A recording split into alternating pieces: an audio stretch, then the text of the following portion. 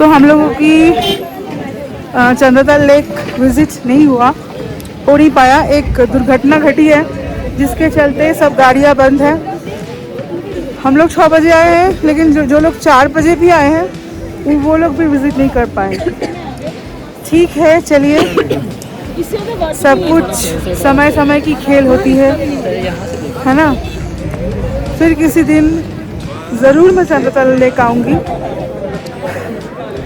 चलिए फिर मिलते हैं। नमस्कार दोस्तों, आप देख रहे हैं मेरी हमता पास ट्रेक जून 26 स्टोरीज़ की डे 6 पार्ट 2। हम छत्रु से ऑफ रोड सफ़र करते हुए एक ही सपना लेकर आगे बढ़ रहे थे, चंद्रताल लेक की दर्शन। हिमालय की सबसे खूबसूरत झीलों में से एक, जिसके बारे में हमने ना जाने कितनी तस्वीर देखी थी, कितनी कहानियाँ सुनी थी। मन में बस एक ही उत्साह था कि आज आखिरकार उस नीले चांद जैसी झील को अपनी आँखों से देखेंगे।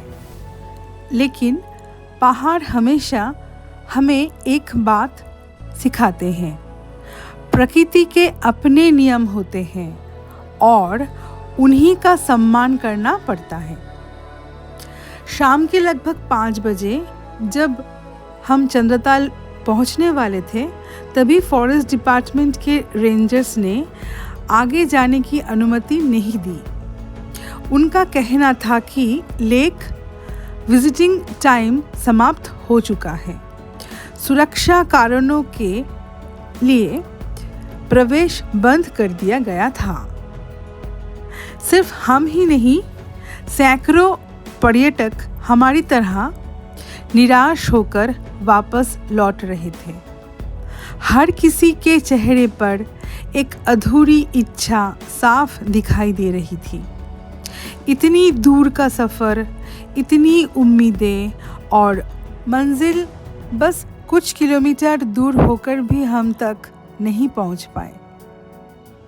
सच कहूँ तो उस पल दिल थोड़ा टूट गया। ऐसा लगा जैसे चंद्रताल ने हमें इस बार सिर्फ दूर से ही बुलाया था, लेकिन शायद उसकी खूबसूरती को देखने के लिए हमें फिर कभी लौटना होगा। हमारी गाड़ी धीरे धीरे वापस छत्रु कैंपसाइट की ओर मुड़ गई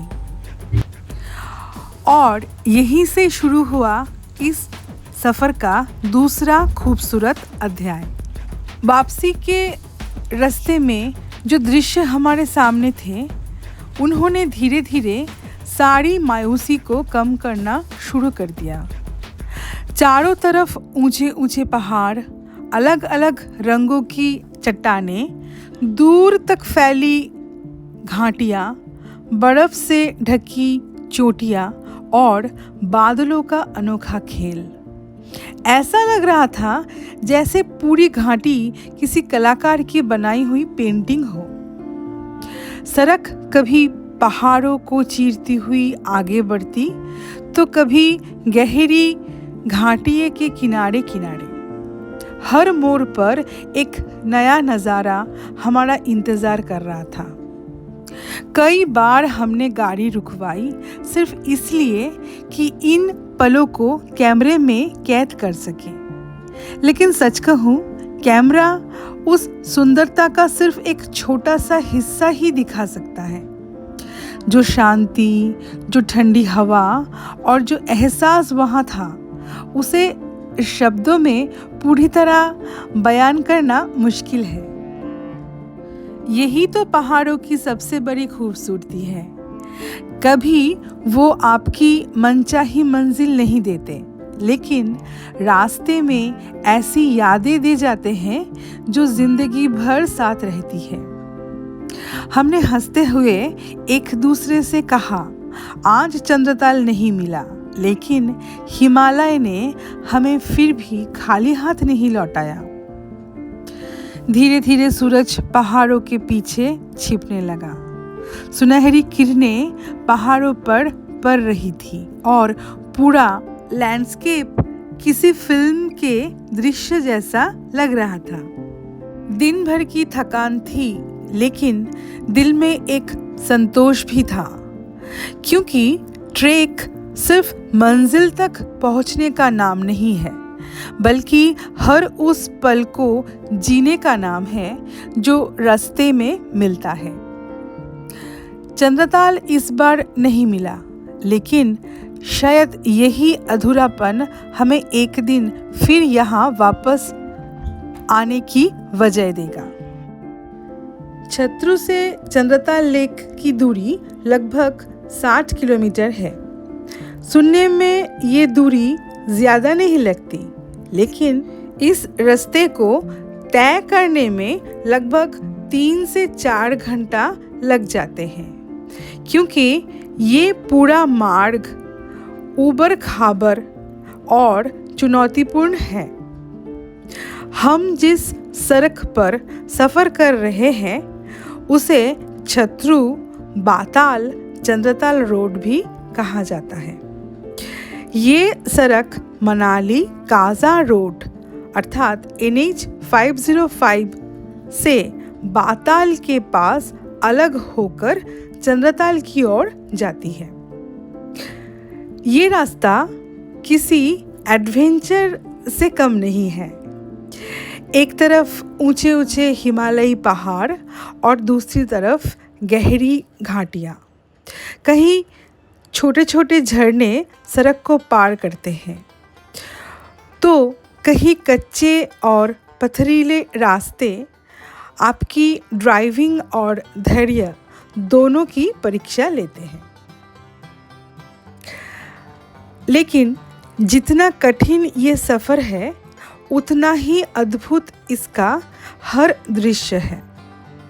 रास्ते भर बदलते हुए पहाड़ों के रंग, दूर तक फैली घाटियाँ, बर्फ़ से ढकी चोटियाँ और स्पीति की अनोखी वीरान खूबसूरती आपको बार बार कैमरा उठाने पर मजबूर कर देती है।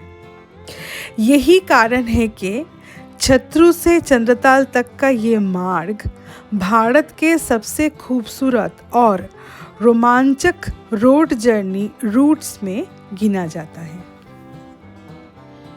दोस्तों, हमारे साथ साथ बह रही है खूबसूरत चंद्रा नदी, जो हिमालय की ऊंचाइयों से निकलकर आगे तांडी से भागा नदी के साथ मिलकर महान चिनाब नदी का रूप लेती है।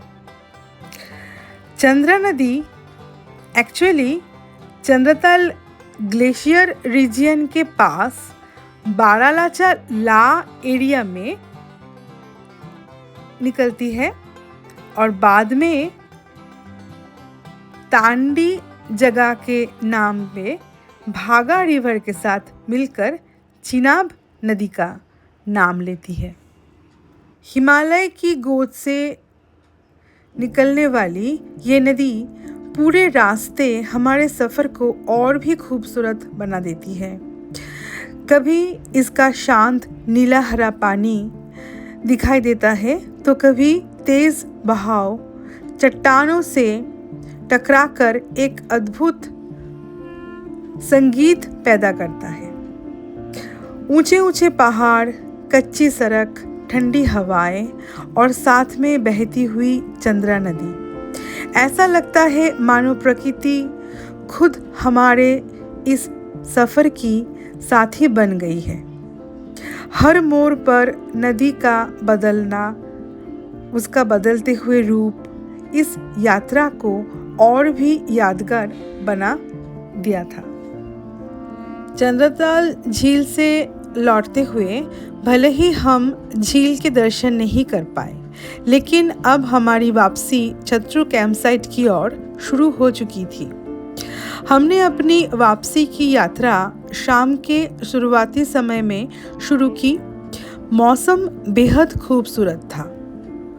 ठंडी ठंडी हवाएं साफ नीला आसमान और चारों ओर फैले हिमालय के भव्य पर्वत इस सफ़र को और भी यादगार बना रहा था।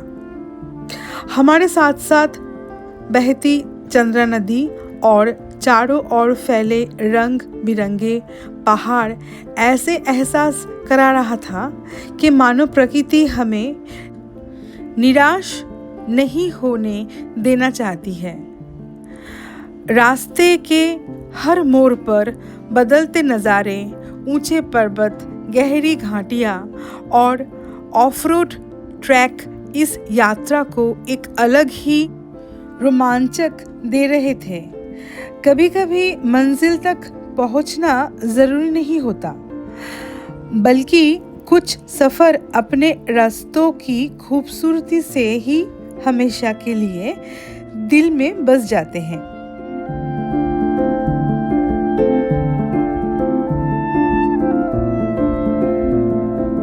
ये रहा आपका चाचा चाची का ढाबा, जो कि चंद्रताल लेक के बीच में पड़ता है। इसको बाताल बोलते हैं। क्या बाताल?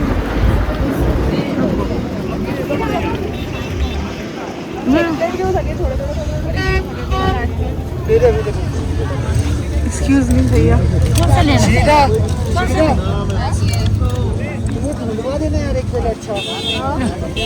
अच्छा निकलवा दो। ये बाताल में चंद्रताल के आगे पड़ता है। चाची का ढाबा है।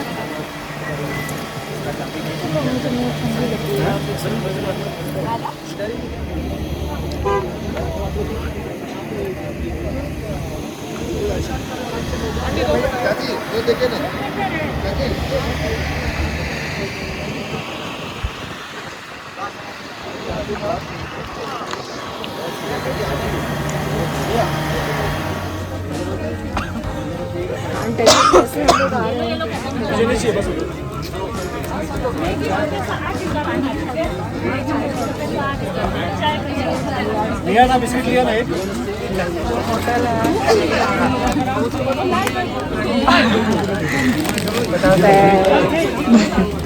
मेरे भी ढाबे में बैठ के चाय और बिस्किट की मज़ा ले रहे हैं। बाहर बहुत ठंडी है, जल्दी जल्दी करना पड़ेगा। ठीक है। चंद्रताल इस बार हमारा इंतज़ार करता रह गया, लेकिन वापसी का ये सफ़र हमें हिमालय की ऐसी अद्भुत झलकियाँ दे गया जिन्हें हम शायद कभी भूल नहीं पाएंगे।